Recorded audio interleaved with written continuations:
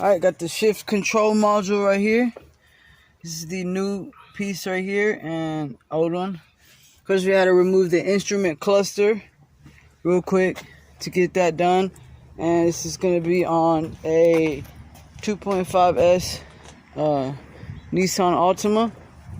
And we also have the Altima on a couple 3-ton jack stands. You can see how much we have it lifted because we are going to replace the Cadillac converter.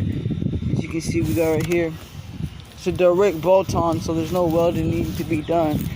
So remember, if you need any of your car repairs done, we are mobile. Send us a text message at 214-791-7037. And you can find us at Puro Mobile Mechanic on our Facebook.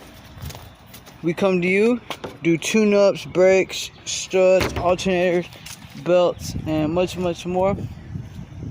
Or if you ever see us driving around town in the Impala, you can just stop us, and if we're able to give you a quote, we can do so. So get your quote today.